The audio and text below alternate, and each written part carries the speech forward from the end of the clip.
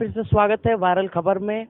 और इस समय मैं मौजूद हूँ कांग्रेस एमएलसी मिस्टर दीपक सिंह जी के साथ में। हालांकि कांग्रेस पार्टी पिछले कुछ दिनों से काफ़ी ज़्यादा एक्टिव है उत्तर प्रदेश में, और प्रियंका गांधी जी भी काफ़ी एक्टिव है उत्तर प्रदेश में।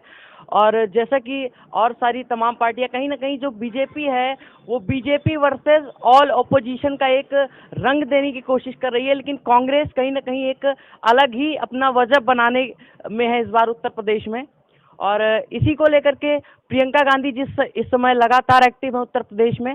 और कहीं ना कहीं यही वजह है कि 40% जो सीट्स हैं वो महिलाओं को दे रही हैं इस बार। हमारे साथ में दीपक सिंह जी हैं। सर, ये बताइए सबसे पहले, पिछले जैसे कुछ दिनों से लगातार प्रियंका गांधी जी जो किसान आंदोलन है उसमें लगातार एक्टिव रही हैं, हालांकि और सारे अपोजिशन पार्टीज भी इसमें एक्टिव नहीं है, तो हालांकि क्या ऐसी वजह है जिसकी वजह से किसान कांग्रेस पार्टी पे भरोसा करेगा और कांग्रेस पार्टी को वोट करेगा?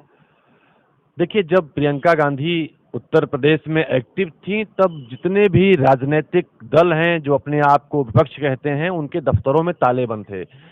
जब प्रियंका गांधी पश्चिम में रैलियां कर रही थी तब लोग नदारद थे। जब प्रियंका गांधी जी कोविड काल में बसें भेज रही थी तब लोगों का पता नहीं था। जब प्रियंका गांधी जी सड़कों पर संघर्ष कर रही थी, उम्भा के नरसंहार के पीड़ितों से, किसानों से मिल रही थी, तब विपक्ष का कोई अता पता नहीं था। तो मुझे लगता है ये उत्तर प्रदेश की जनता ऋषियों मुनियों का प्रदेश है, ये सब समझता है। और तब तब कांग्रेस पार्टी ने तो महिलाओं के 40% टिकट का, महिलाओं को स्कूटी देने का, महिलाओं को उत्तर प्रदेश में सम्मान और स्वाभिमान की बात नहीं कही थी। हालांकि कांग्रेस पार्टी ने पहले किया था, 33% आरक्षण दिया था पंचायत चुनाव में महिलाओं को। लेकिन अब तो कांग्रेस पार्टी फ्रंट खोल कर लड़ रही है। एक बंटवारा समाज में हुआ है। एक पक्ष कांग्रेस का है जो उत्तर प्रदेश को बहाल करना चाहता है। थोड़े से लोग हैं जिनका संस्थानों पर कब्जा है, जिनका मीडिया पर कब्जा है, जिनका अफवाहों पर कब्जा है, वो कांग्रेस के खिलाफ है। सर, पश्चिमी उत्तर प्रदेश की बात की जाए, जहाँ से आपको उम्मीद है कि जो किसान वोटर्स हैं वो आपको वोट करेंगे, लेकिन वहाँ पे जो आरएलडी है, राष्ट्रीय लोकदल, वो भी कहीं ना कहीं एक एक्टिव पार्टी है। और कहीं ना कहीं जो अगर कांग्रेस पार्टी वहाँ से चुनावी दांवपेच अपनाएगी तो आमने सामने आ जाएगी आरएलडी और कांग्रेस। तो ऐसे में, क्योंकि आरएलडी तो एक पुरानी पार्टी है, ऐसे में कांग्रेस कैसे सामना करेगी आरएलडी का, क्योंकि वो तो उसी का गढ़ है आरएलडी का।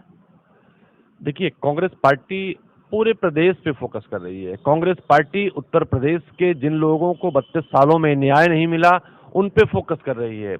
2009 का लोकसभा चुनाव पूरे प्रदेश को और देश को याद है। कांग्रेस पार्टी को लोग अंडर एस्टिमेट करते थे, लेकिन कांग्रेस पार्टी 2009 की लोकसभा में सबसे बड़ी पार्टी के रूप में उभर सामने आई थी। यही नहीं, जिस दल से हमारे गठबंधन की बात चल रही थी उनके गढ़ में जाके मैनपुरी की सीट उपचुनाव में जीत कर आई थी। तो कांग्रेस पार्टी उससे बेहतर करेगी। तब भी लोग कांग्रेस पार्टी को समझ नहीं पाए थे, कांग्रेस पार्टी इतना बड़ा करने जा रही है। इस बार भी कांग्रेस पार्टी उससे बड़ा करेगी और उत्तर प्रदेश में सबसे बड़ी पार्टी बनकर आएगी और उत्तर प्रदेश सरकार बनाएगी। अच्छा, इस बार काफी सारी जो नई राजनीतिक पार्टियां हैं वो भी उत्तर प्रदेश के इस चुनावी रण में जो हैं उतर रही हैं। उसमें से चाहे एआईएम हो या फिर आम आदमी पार्टी हो, ये कुछ नई पार्टियां हैं जो इस बार उत्तर प्रदेश में उतर रही हैं। क्या लग रहा है, उससे भाजपा को काफी फायदा हो सकता है?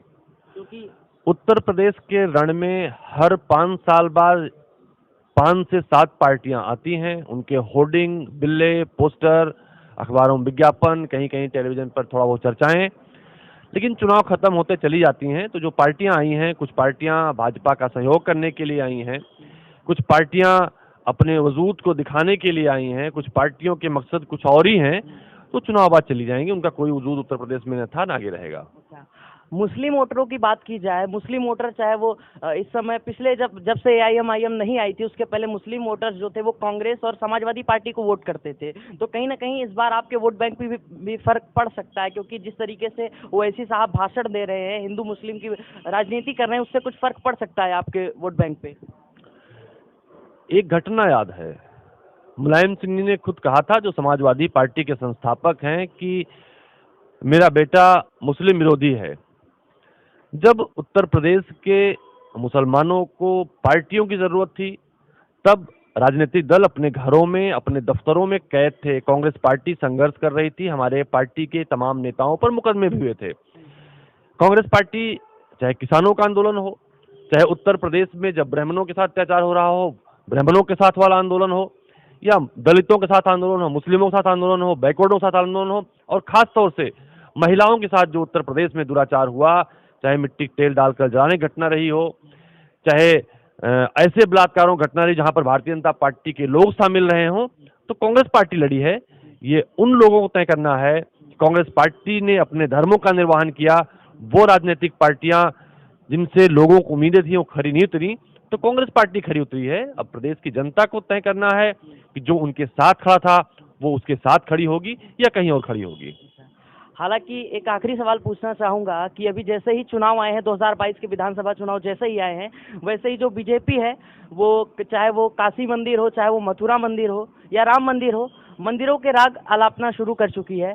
और ऐसे में जो प्रियंका गांधी जी भी हैं वो भी मंदिरों के दर्शन कर रही हैं। तो ऐसे में भाजपा जो है वो आरोप लगा रही है कि आप लोगों को भगवान की और मंदिरों की याद चुनाव के समय ही आती है। क्या कुछ ऐसा है? राहुल गांधी जी ने एक परिभाषा दी है हिंदू और हिंदुत्व की। मुझे लगता है उन लोगों को जो कांग्रेस पे आरोप लगाते हैं उसका अध्ययन करना चाहिए। हमारे धर्म ग्रंथों में बड़े ही इसके उदाहरण हैं। एक तरफ कृष्ण थे जो न्याय की लड़ाई लड़ रहे थे, एक तरफ दुर्योधन था, उसकी सेना थी जो अन्याय की लड़ाई लड़ रहे थे, लेकिन धर्म की बात तो दुर्योधन भी करता था। जब राम और रावण का युद्ध हुआ तब राम ने धर्म का मार्ग अपनाया, मर्यादा पुरुषोत्तम राम कहे गए।